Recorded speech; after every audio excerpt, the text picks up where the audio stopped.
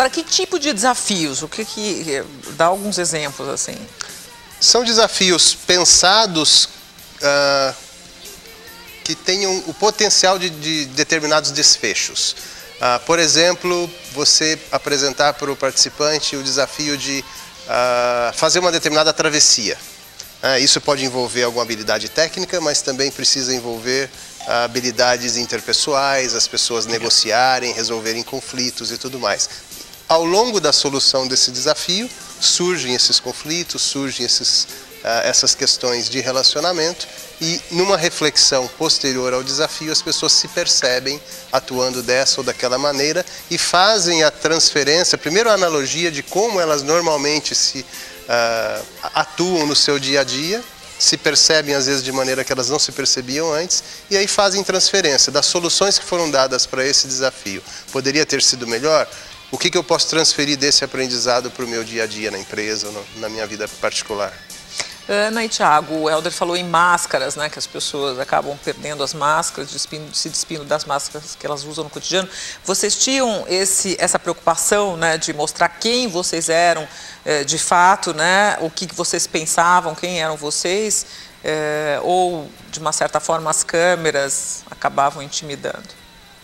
Não, todos estavam preocupados em não criarem conflitos no começo, né? Para todo mundo era melhor não criar conflito, não sei se por causa da televisão, para aparecer como sendo a ovelha negra, mas aos poucos todos foram tentando interagir. Mas o que eu achei mais interessante é que mesmo após os conflitos, todos tiveram a humildade de avaliarem a sua posição, repensarem as suas atitudes em prol do grupo. Acho que esse foi brilhante dos dois lados. Na verdade, eu achei que foi uma coisa um pouco natural. Não me passou pela minha cabeça se eu estava mostrando quem eu era ou não. Foi uma coisa Mas o fato de você ter que se apresentar, mostrar a sua personalidade verdadeira, se é um grupo que não te conhece, do time... Não me incomodou não, em me mostrar ou que tinha câmera ou não. Na verdade, foi uma coisa muito mais tranquila em relação a isso do que eu imaginei. Rodrigo? No primeiro programa, vocês tiveram que identificar em vocês os pontos fortes e fracos. Foi difícil fazer isso? Eu acho que isso é uma coisa que a gente já tem um pouco preparada na cabeça, quais são os nossos pontos fortes e fracos, meio um chavão. Mas no desenvolver das atividades, esses pontos às vezes mudam. Então você vai vivendo experiências novas e você vai vendo que às vezes você não é tão forte onde você imaginou que fosse e não é tão fraco onde você imaginou. Então, os pontos que a gente colocou, pelo menos que eu coloquei no primeiro momento, se fosse perguntado novamente no último dia, eu não sei se seriam os mesmos. Tiago, para você também, esses pontos se confirmaram ou surgiram outros que você desconhecia? Assim? Eu concordo com a Ana que às vezes a gente já tem isso aí pré-preparado, mas forte e fraco é relativo, né? Então, às vezes, o que é ponto forte e fraco para aquilo que você imagina ser uma experiência dentro de uma empresa é uma coisa, mas para um treinamento lá no mato, em que você precisa ter habilidades físicas, por exemplo, o forte e fraco da empresa vai se tornar... O forte da empresa pode ser um fraco lá no meio do mato, né? Uhum. Então, naquele momento, eu tentei reavaliar que pontos meus poderiam ser adequados porque eu esperava que viesse a acontecer. Mas teve alguma situação que você sentiu ou reconheceu alguma fraqueza que você nunca tinha percebido, digamos assim? Comunicação.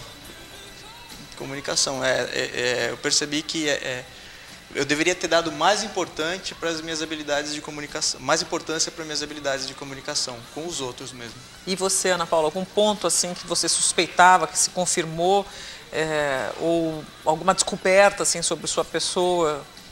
Eu acho que o ponto mais forte assim de descoberta de um ponto negativo foi em termos de envolvimento numa situação que vocês vão assistir depois.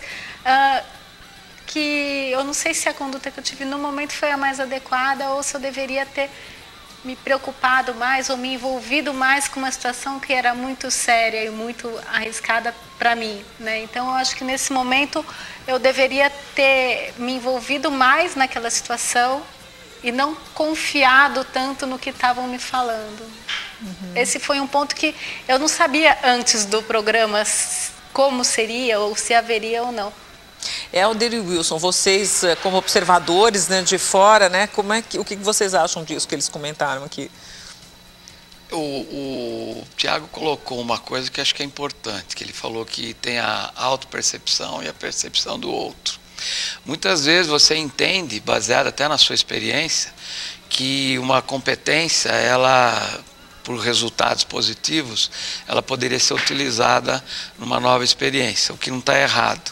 Mas no momento que você tem outros fatores humanos envolvidos, né, a diferença de outras pessoas e visões diferentes, isso pode ser potencializado ou pode ser um ponto de conflito.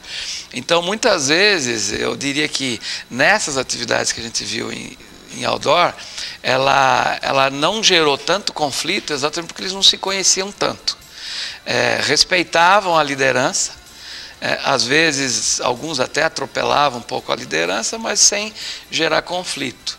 E a própria questão da pressão do tempo, que vocês tinham que entregar dentro de determinado tempo, poderia ser bem ou mal conduzida, dependendo até da forma com que o grupo trabalhou. E às vezes o grupo começa errado, né? Porque ele não se estrutura para buscar esse resultado. E a gente não falou ainda sobre a pontuação, né? Que em todos os desafios as equipes tiveram que dar notas para si mesmas, né? De acordo com as competências exigidas em cada atividade. Eu queria perguntar para a Ana Paula e para o Tiago, como é que foi essa autoavaliação? Foi difícil se autoavaliar? A autoavaliação a gente precisava ter um consenso, então não era uma autoavaliação em grupo. A gente teve momentos que a gente concordou, todos do grupo, momentos que não concordou, e acho que só um momento que a gente não concordou, mas acabou entrando num consenso porque tinha que entrar, mas não houve falar, tá bom, vai, então vamos colocar assim, mas não ficou todo mundo 100% convencido daquela nota. Mas no geral eu acho que a gente tinha condições de se avaliar e de entrar nesse... Um argumentava, o outro argumentava o porquê daquela nota. Eu só me lembro de uma situação que ficou meio... Mal parada, assim, e a gente acabou entrando num consenso, assim, então tá, vamos... E na equipe de vocês, Thiago, tinha muita divergência, difícil chegar em consenso? Não, teve divergência também, mas eu acho que teve um aprendizado grande.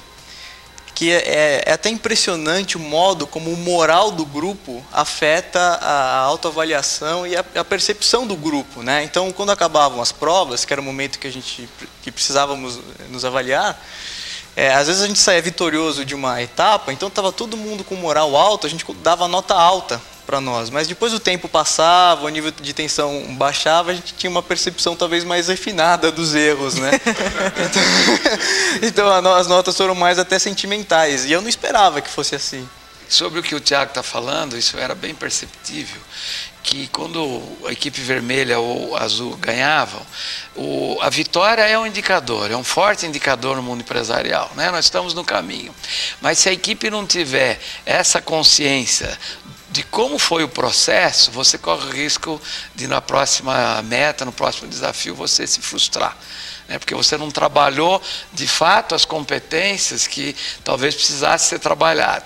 Lógico, a gente vivenciou, ganhou, comemorou, mas e aí, onde que a gente precisa arrumar?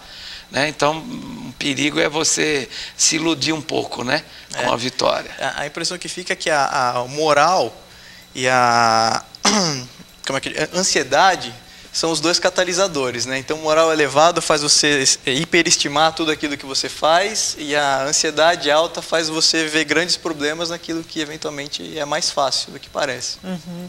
E além dessa nota deles, de autoavaliação, vocês também se reuniam, os consultores, com o Mussarela no final do dia para darem notas para as equipes? Cada consultor tinha o seu time, e assim de uma maneira mais equilibrada, a gente estava menos envolvido com o processo. Eu diria que nós fomos muito mais críticos, porque a gente observava exatamente qual era o potencial, e nós não tínhamos